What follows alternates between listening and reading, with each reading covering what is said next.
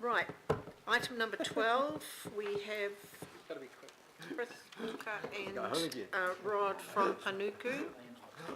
Oh, sorry, it's not Rod, no, definitely not. And this is our Built Heritage Acquisition Fund update. Thank you, ladies. Good morning. If I could introduce Susanna Ritzenhoff, who has joined us as a project manager on a contract basis with Panuku working on this project. I fear I need to put inverted commas around the 6 months of this report. I'm aware that it is longer than 6 months, but we are here to present small but conscientious progress in terms of this project. Securing of Susanna on the project is a huge win for us, and a lot of effort has been put in the last 6 months in terms of visiting all of the stakeholders, regaining their support and their confidence, and the process of now ensuring philanthropic support for the project is underway, and we expect to have meetings within the next couple of weeks. We have Sir Bob Harvey as patron for the project, which is an excellent thing to have on board. Sorry for calling Sir Bob Harvey a thing, but I'd just like to reiterate thank you to this committee for the commitment that was made last year. It is a huge thing for the project, and we are determined to see this through. Great. I'll move the recommendation, Madam Chair. Thank you, Councillor Wood. Have I got a seconder for that? Thank you, Sir John. Any questions or comments? Right, fairly straightforward. I'll put the recommendation. All those in favour? Aye. Aye. Against? Carried. Thank you very much. Thank you, ladies. Moving on to the Auckland Regional Amenities Draft Funding Plan. Thank you, Josie. Welcome. Thank you. Thank you, Madam Chair. Councillors, this report is requesting consideration of the final ARAFA funding levy for the 16-17 year. The funding plan has been publicly advertised, and Auckland Council provided a submission which was approved by governing body at the 18 February meeting. The funding board considered all the submissions, including councils, and now propose the levy amount of $16,142,000, 6.5% increase. It is unchanged from the submission that we brought to this to the governing body. The like-for-like comparisons are a little bit difficult because the Rescue Helicopter Trust did not apply through the funding levy in 15-16. They received a grant of $450 through the LTP process. When you add that to the current year's levy, the proposed increase for next year is 3.5% increase in real terms. The funding board are also recommending a 1.7 remuneration increase, but no extra funding will be required for this. So the final levy is unchanged from the submission, and this report seeks council approval. Thank you.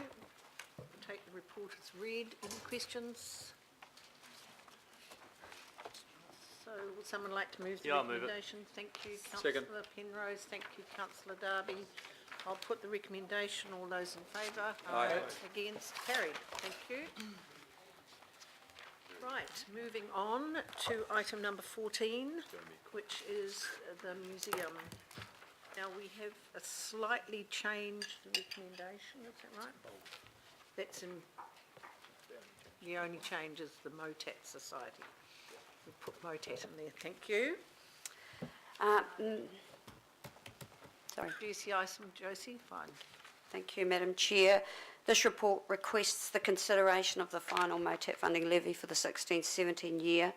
And again, the funding plan has been publicly advertised. RFA, who act as Council's agent for the submission process, made a submission on behalf of Council. During the process, RFA and Motat began discussions concerning the proposed capital development of the Motat site.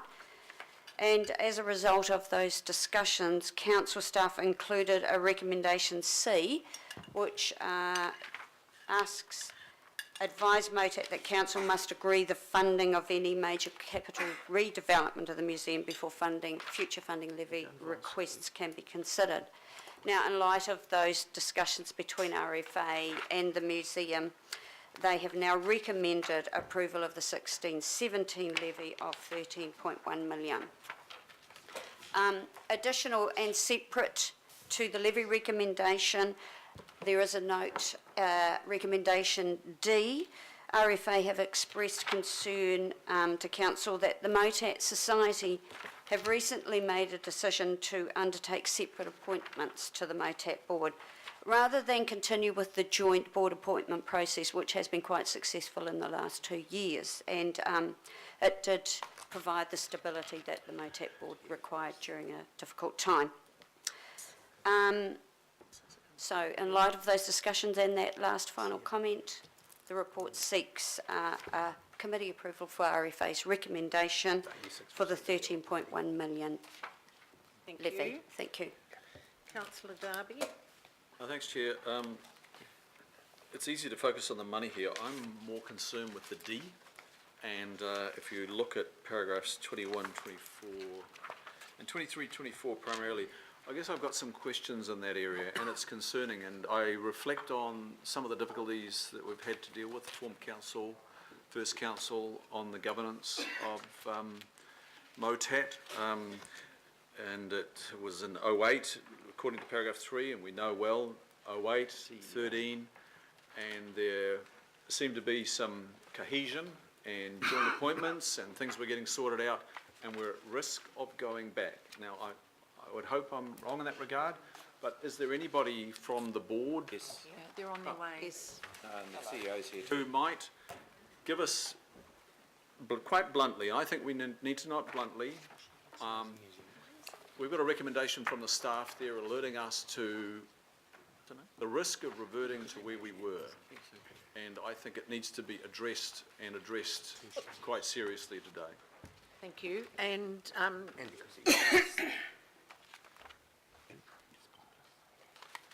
yeah, here we are, walking in the door right at the right time. Yeah.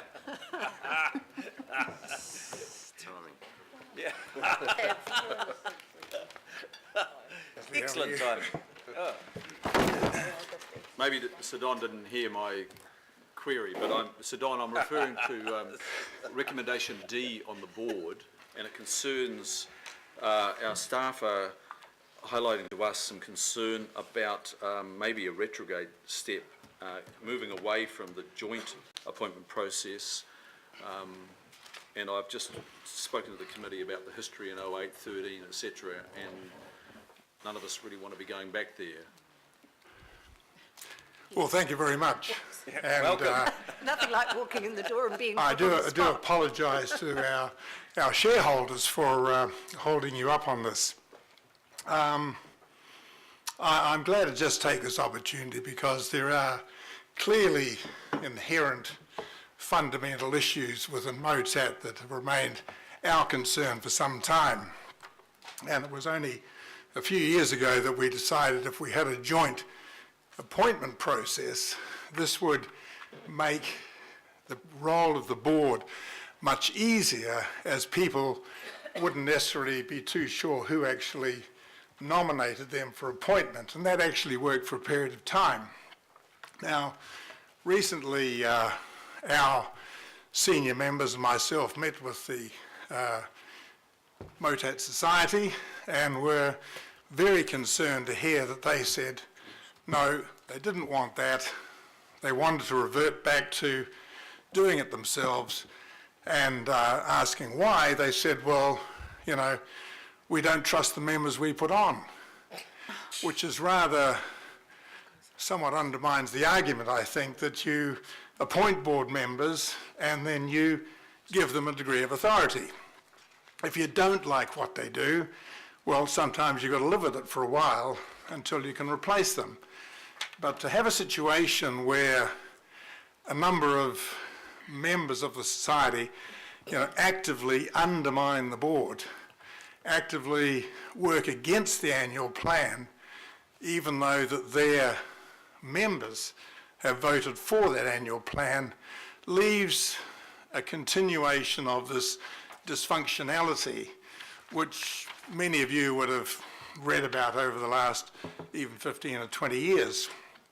As you know, RFA's role here is limited to recommending board appointments to you and approving of the budget. Now, the key to us is the budget, because we have to come in front of you hand on heart and say, we believe this is a good budget, we believe this will be well spent, we believe this will deliver to the people of Auckland what they expect.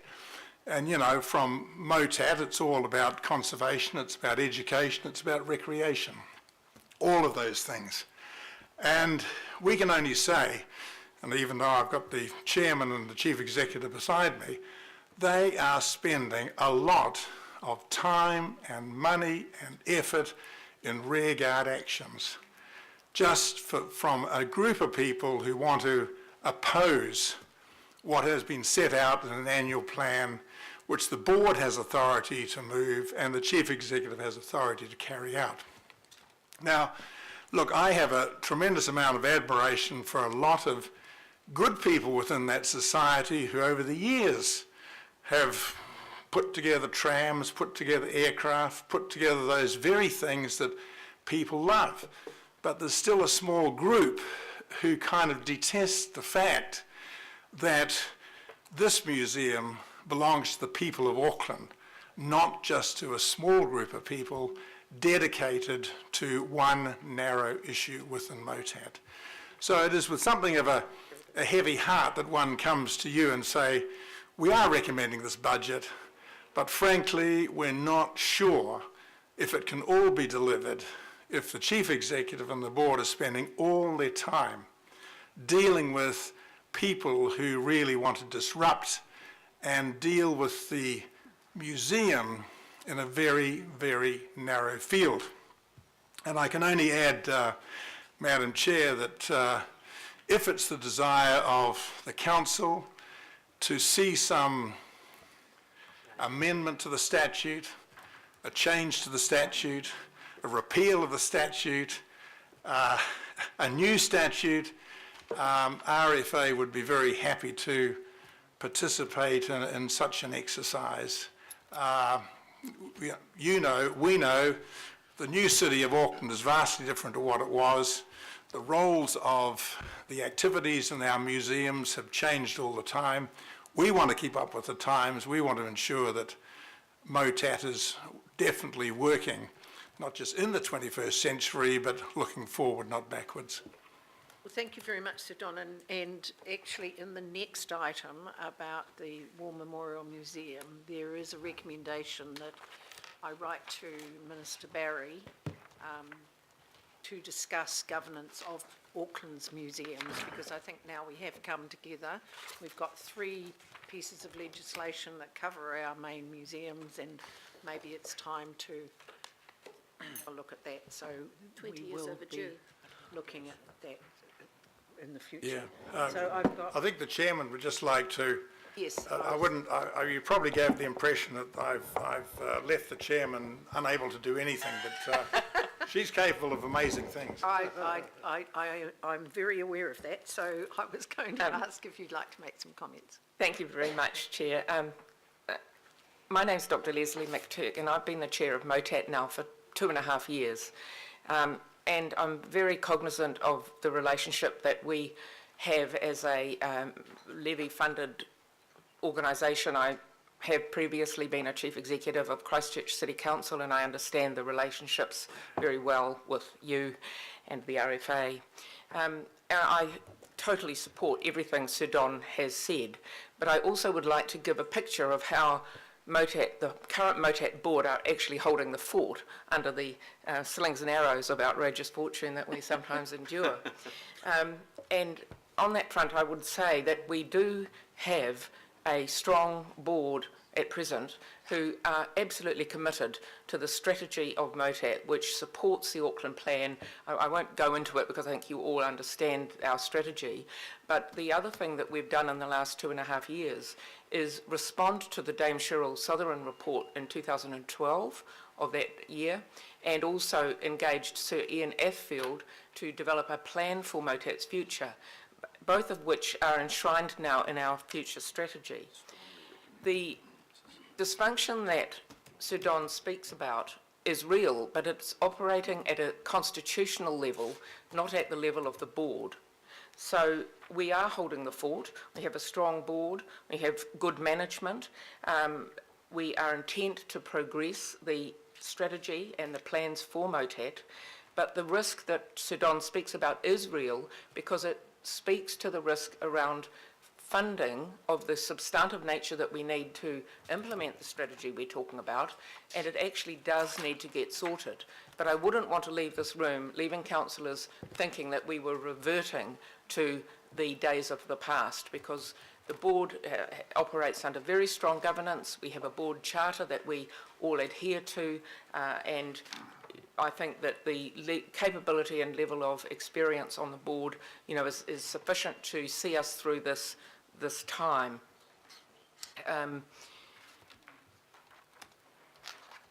So that, and we also have confidence in management to focus on the museum's future rather than be distracted, by these what are really side issues.